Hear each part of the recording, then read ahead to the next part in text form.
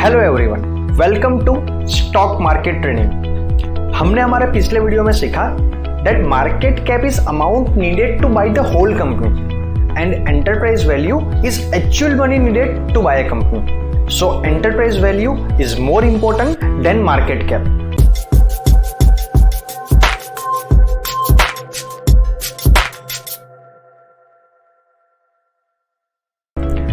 Today we will discuss company fundamental EPS, in which we will cover what is EPS and how is it calculated।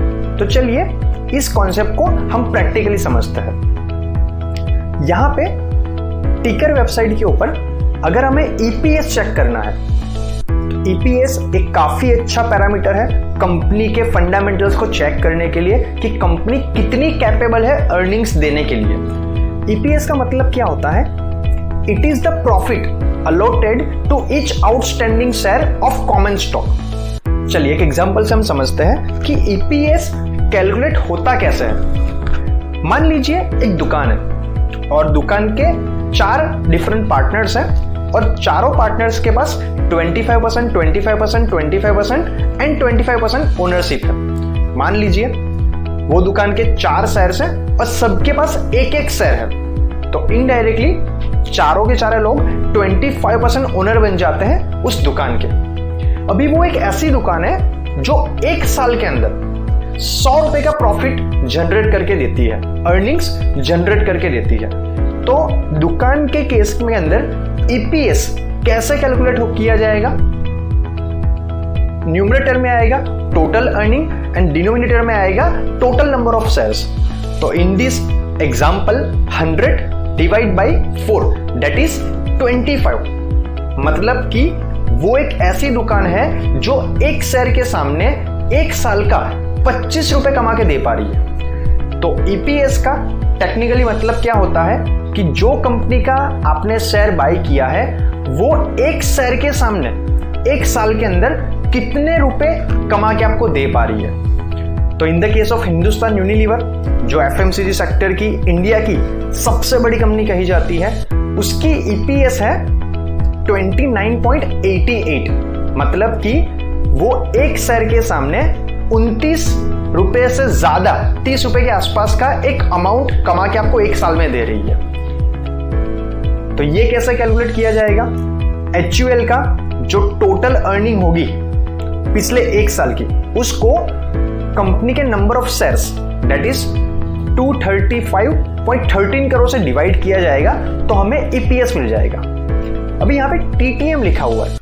TTM का मतलब होता है trailing 12 months, अभी से लेकर पिछले 12 महीनों की जो अर्निंग्स और टोटल नंबर ऑफ शेयर्स से हम उसका डिवीजन करेंगे तो हमें जो अमाउंट मिलेगा उससे बोला जाएगा EPS, TTM, पिछले 12 महीनों का EPS। तो चलिए हम रिलायंस का एग्जांपल में समझते हैं कि रिलायंस का EPS कितना है। रिलायंस का EPS है अर्निंग पर शेयर 46.76। HUL के केस में वो था 30 रुपीज के आसपास, रिलायंस के केस में वो 47 के आसपास है। तो कहीं ना कहीं पे हम ये समझ सकते हैं कि रिलायंस ज्यादा प्रॉफिट देने के टर्म्स के अंदर HUL से अच्छी कंपनी है। TCS की अगर बात करेंगे तो उसका EPS 78 से थोड़ा ज्यादा है। इमेजिका की अगर बात करेंगे तो उसका EPS नेगेटिव है, मतलब कि वो कंपनी लॉस में चल रही है। प्रॉफिट तो दूर की बात है, वो लॉस मेकिंग कंपनी बन चुकी है। अगर बजाज ऑटो लिमिटेड की बात करें तो इसका EPS 146.46 के आसपास है। तो आप इससे एक जनरल आइडिया लगा सकते हो कि जिस कंपनी में आप निवेश करना चाहते हो लॉन्ग टर्म के लिए, वो कंपनी कितनी कैपेबल है अर्निंग्स को देने के अंदर। और कहीं ना कहीं पे अगर तो हम HUL को जो FMCG कंपनी है उसको बजाज ऑटो से कंपेयर करें, जो ऑटोमोबाइल कंपनी है जिसको हम रिलायंस से कंपेयर करें, जो एक रिफाइनरी कंपनी है जिसको हम TCS से कंपेयर करें, जो एक IT कंपनी है, और उसको हम अगर इमेजिका से कंपेयर करें कि जो एम्यूजमेंट पार्क कंपनी है, तो ये सही कंपैरिजन नहीं रहेगा। हमें सेम सेक्टर्स की कंपनियों को कंपेयर करना जरूरी है, तो हमें एक बेटर आइडिया मिल पाएगा कि जिस कंपनी में हम निवेश करना चाहते हैं वो एक्चुअल में अच्छी है या बुरी है। तो अगर आप यहाँ पे जाओगे, पीयर्स पे क्लिक करोगे तो आपको सेम इंडस्ट्री की कंपनियों का कंपैरिजन मिल जाएगा।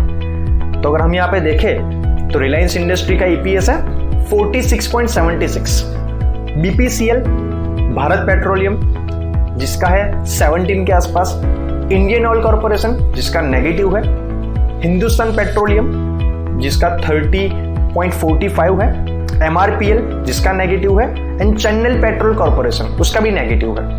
तो कहीं ना कहीं पे हम ईपीएस से ये आइडिया लगा सकते हैं कि जिस सेक्टर की कंपनी में हम इन्वेस्ट करना चाहते हैं उस सेक्टर के पीयर्स के कंपेयर में ये कंपनी प्रॉफिट बनाने में ज्यादा अच्छी है या तो बुरी है। तो आज के वीडियो में हमने सीखा कि ईपीएस होता है earning per share and it is calculated by dividing total earnings by total number of shares. तो आज के वीडियो में इतना ही, मिलते हैं नेक्स्ट वीडियो में। Thank you very much.